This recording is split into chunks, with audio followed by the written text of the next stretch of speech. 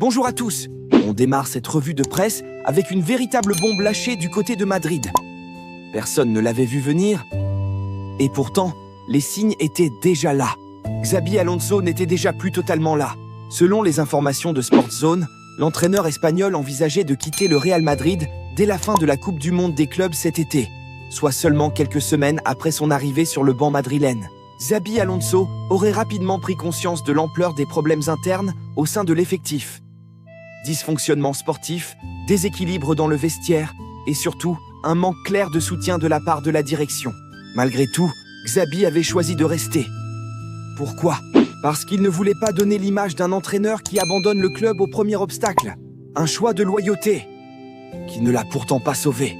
Et lors de sa dernière réunion avec les dirigeants, Xabi Alonso a livré un message frontal et sans détour. Selon El Larguero, l'ancien milieu de terrain estime que les joueurs disposent de trop de pouvoir au Real Madrid. Une situation qu'il juge totalement inacceptable pour un club de ce standing. Pour Xabi Alonso, l'entraîneur doit être le véritable patron du projet sportif. Mais à Madrid, cette vision semble être entrée en collision directe avec la politique interne du club. Et c'est là que tout s'est accéléré. Selon Marca, le Real Madrid a voulu imposer une modification du staff de Xabi Alonso, en y ajoutant un nom bien connu. Antonio Pintus, le préparateur physique historique du club. Mais Xabi Alonso a été catégorique. Son staff était intouchable. Aucune modification possible. Un refus net, ferme, assumé. Une position qui n'a pas plu à la direction madrilène. Résultat, le club a pris une décision radicale. Licencier l'intégralité du staff. Xabi Alonso inclus. Une rupture totale. Sans négociation, sans retour en arrière. Un départ, mais pas une indemnité qui s'excelle. Et autre information majeure révélée par Cope. Le Real Madrid ne versera à Xabi Alonso que le salaire de cette saison, et non celui des 3 années prévues initialement dans son contrat. Pourquoi ? Parce qu'une clause spécifique stipulait que s'il était licencié lors de sa première saison, il ne toucherait que son salaire annuel, sans indemnité supplémentaire. Un détail juridique crucial, qui limite considérablement l'impact financier de ce limogeage pour le club. Dans la foulée, le Real Madrid a confié les rênes de l'équipe à Álvaro Arbeloa, un choix qui suscite déjà énormément de débats. Et Guti s'est exprimé à ce sujet, et ses propos sont clairs. C'est assez flou. Même lorsque Zidane a succédé à Castilla, les choses n'allaient pas bien non plus. Cependant, Guti rappelle un point essentiel. Le Real Madrid connaît parfaitement Arbeloa. Il a grandi au club, travaillé longtemps au centre de formation, et son parcours est entièrement maîtrisé par la direction. S'ils lui ont confié cette responsabilité, c'est qu'ils croient en ses capacités. Mais une chose est sûre, le terrain aura le dernier mot. Et dernier élément choc de cette affaire, selon Marca, les joueurs du Real Madrid ont appris le départ de Xabi Alonso via le communiqué officiel du club. Aucune discussion préalable, aucun avertissement, aucune anticipation, personne ne s'y attendait. Un véritable coup de tonnerre dans le vestiaire qui soulève de nombreuses questions sur la communication interne et la gestion humaine du club. Conclusion, le départ de Xabi Alonso n'est pas un simple licenciement. C'est le symptôme d'un mal plus profond au Real Madrid. Un rapport de force flou, des joueurs très influents, une direction inflexible et un projet sportif déjà sous tension. La nomination d'Arbeloa marque peut-être un nouveau tournant, ou au contraire, une période d'instabilité supplémentaire. Et vous, pensez-vous que le Real Madrid a eu raison de se séparer de Xabi Alonso ? Et Arbeloa est-il l'homme de la situation ? Dites-nous dans le commentaire. Et de l'autre côté, Timo Werner va tourner une page importante de sa carrière. L'attaquant international allemand est sur le point de rejoindre la MLS et plus précisément les San Jose Earthquakes. Selon plusieurs sources concordantes, un accord verbal a été trouvé entre le RB Leipzig et San Jose. Timo Werner va quitter définitivement le club allemand pour entamer un tout nouveau chapitre aux États-Unis.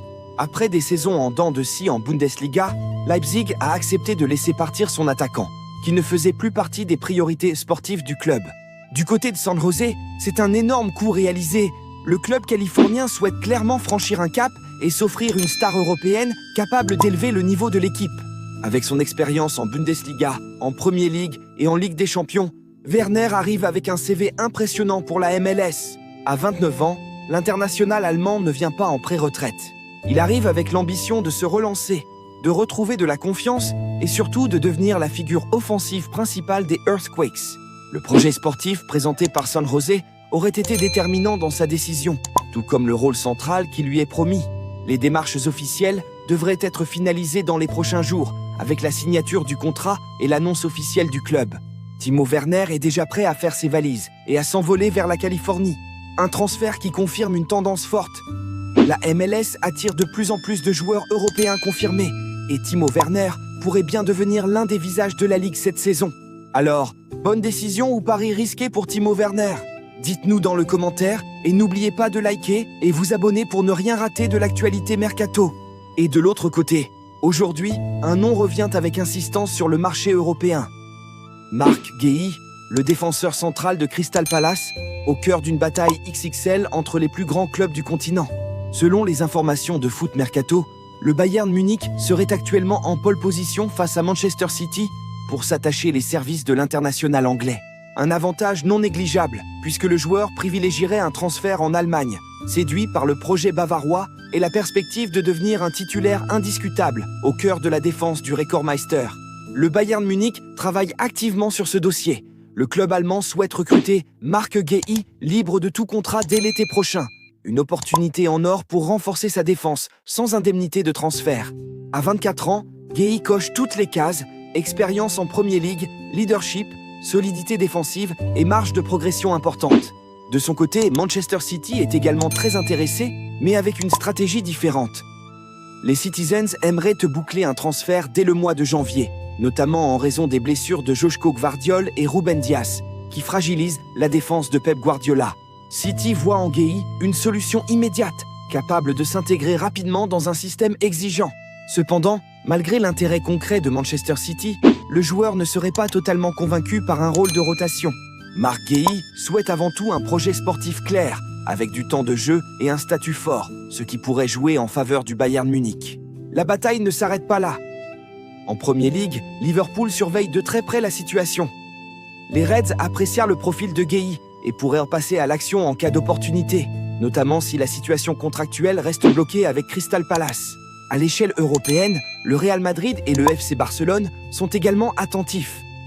Les deux géants espagnols suivent le défenseur anglais comme une option de marché stratégique, surtout dans un contexte financier où les opportunités à faible coût sont scrutées avec attention. Pour l'instant, le Bayern Munich semble avoir une longueur d'avance, tant sur le plan sportif que sur la volonté du joueur. Mais avec la pression de Manchester City, l'intérêt de Liverpool et l'œil attentif des cadors espagnols, le dossier Marc Guéhi pourrait rapidement devenir l'un des feuilletons majeurs du mercato. Affaire à suivre de très près dans les prochaines semaines. Que pensez-vous de cela? Dites-nous dans le commentaire. Et du côté Man City, Bernardo Silva, l'une des stars majeures de Manchester City, arrive à un tournant décisif de sa carrière. Le milieu offensif portugais sera libre de tout contrat en juin prochain. Et, sauf énorme retournement de situation, il ne prolongera pas avec les Citizens. Après plusieurs saisons exceptionnelles sous les ordres de Pep Guardiola, ponctuées de titres nationaux et européens, Bernardo Silva pourrait donc tourner la page de la Premier League. Une information qui fait déjà trembler le marché, car le joueur reste l'un des profils les plus techniques et expérimentés d'Europe. Et parmi les clubs attentifs à cette situation, un nom surprend mais intrigue. Galatasaray. Le géant turc rêve d'un coup XXL et serait prêt à tout pour attirer le Portugais et frapper un grand coup médiatique et sportif. Un transfert libre qui représenterait une opportunité en or pour le club d'Istanbul. Reste désormais à savoir si Bernardo Silva privilégiera un nouveau défi exotique, un dernier gros contrat, ou s'il attendra une offre d'un autre cador européen. Le feuilleton est lancé, et il risque d'enflammer les prochaines semaines du mercato. Que pensez-vous de cela? Dites-nous dans le commentaire. Et c'est tout pour aujourd'hui, n'oubliez pas de vous abonner et d'activer la cloche de notification pour ne rien rater de nos prochaines vidéos. Bye bye bye.